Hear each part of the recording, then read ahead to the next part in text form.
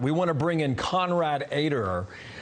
He was heading into that subway station in Brooklyn.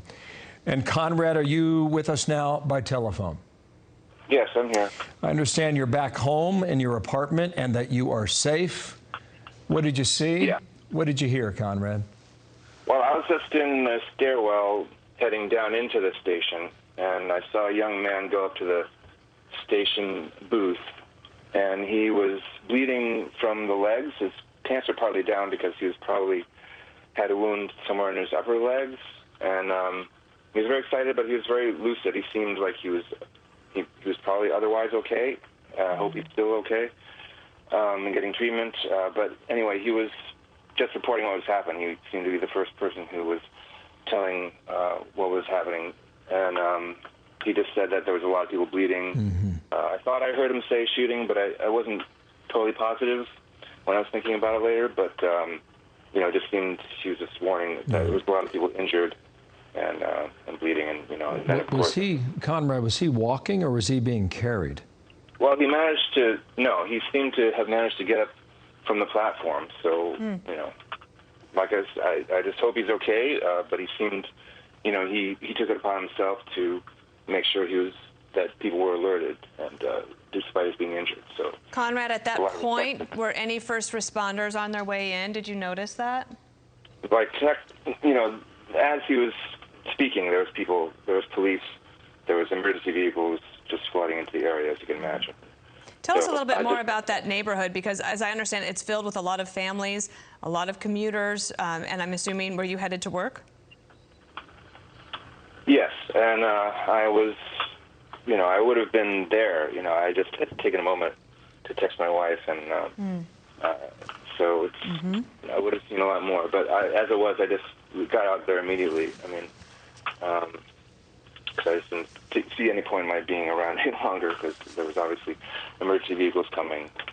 But yeah, it's a neighborhood. It's very diverse. There's a lot of families from all different backgrounds. Konrad, I just want to bring our viewers a bit more information here. Don't leave, Konrad. According to a source, NYPD, there are, quote, no active devices at this moment. So that may help matters right now as these first responders show up there. Konrad, give us a bit more. I assume you take the train often. On a normal day, what would it look like at this hour, 8:30 in the morning? Oh, just very, just a rush hour, just a lot of people trying to get places, So, whatever this was, it's, there's a lot of people who could be vulnerable, I would imagine. Yeah, and Konrad, when you saw the gentleman who was bleeding, were you on the street level, or had you already gone down into the subway below the street? I was just, to get to the subway, you basically go down one set of stairs, and then you're on a level with the station, booth, where they would, sometimes people used to get MetroCards, but almost no one gets MetroCards there anymore.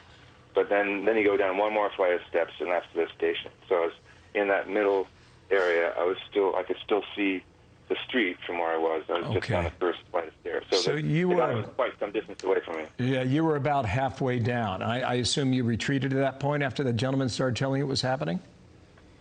Yeah, I mean, I was, part of me wanted to stick around and see what was happening. I was very curious, but I just thought, I have a family, and I just should just get out of there. I can't do anything to help anyone, really. There's got emergency responders who can do their jobs, and I should just get out of the way and get home safe.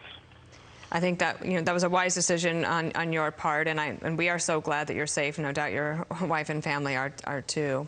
It is possible, of course, that if you ride the subway regularly and you it's unfathomable, but it is possible that these are you might not know them personally, but they're your neighbors, they're your the people that you live with, and I know that can be quite harrowing as well, Konrad. Yeah, well, a lot of things happen. I've been more on the lookout for other kinds of incidents, I guess, than maybe a mass shooting. That's something I think about. I mean, I'm Asian American. I'm maybe more concerned about someone attacking me for being Asian, or attacking my family members. My wife, for example. So this was sort of whatever this is, it's kind of a bullet out of the blue. I mean, you know, if you're thinking about anything that could be a mass incident, it's just a little bit, you know, you don't usually think of it. You know, if you think of it, you're thinking of it in Manhattan.